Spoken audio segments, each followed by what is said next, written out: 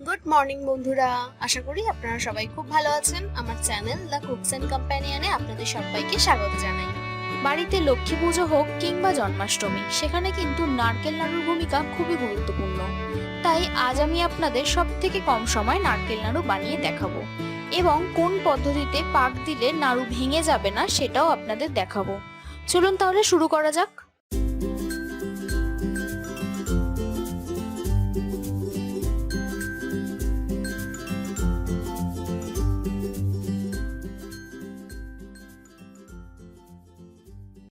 প্রথমে আমি শুকনো কড়াইতে 50 গ্রাম সাদা তিল ভেজে নিচ্ছি।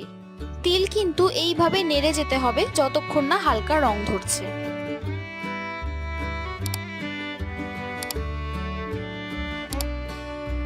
এই দেখুন রং কিন্তু ধরে গেছে, এবার তুলে নেব। এবার আমি 300 গ্রাম আখের গুড় নিয়ে নিচ্ছি। এটাকে কড়াইতে দিয়ে একটু গলিয়ে নেব। এবার আমি দিয়ে দিচ্ছি 4 টেবিলস্পুন মতো চিনি, আর দিয়ে দেবো নারকেল কুড়ো। এখানে আমি দুটো বড় সাইজের নারকেল ব্যবহার করেছি। নারকেল কুড়ানোর পদ্ধতি যদি আপনারা দেখতে চান তাহলে আমাকে অবশ্যই কমেন্ট করে জানাবেন। নারকেলটা দেওয়ার পর আমি ভাজা তিলটাও দিয়ে দেব। তারপর এটাকে 20 মিনিট নাড়তে হবে। প্রথমে একটু জল জল ব্যাপার থাকবে, তারপর আস্তে আস্তে রং ধরা শুরু হবে।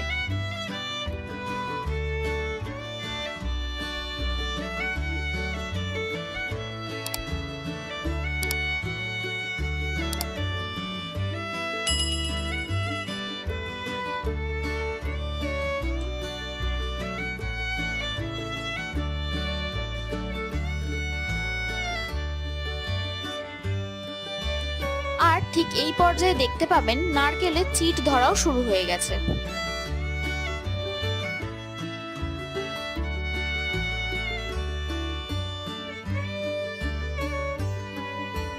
এখন কিন্তু নারকেলটা নামিয়ে নিতে হবে।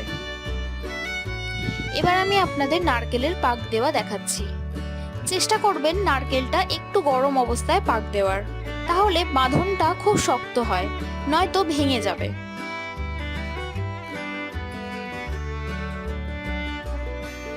আপনারা ঠিক যতটা ছোট বা বড় রাখতে চান সেই অনুযায়ী পুর নিয়ে এক হাতের সাহায্যে মুঠো করে চেপে চেপে প্রথমে বাঁধনটা আনবেন।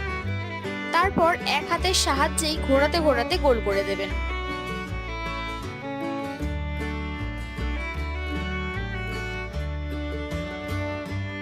এটা কিন্তু ততটাই সহজ যতটা আপনারা ভিডিওতে দেখছেন। আমি বেশ কয়েকটা আপনাদের করে দেখিয়ে দিচ্ছি। আপনারা কিন্তু তিল ছাড়াও এটা বানাতে পারেন।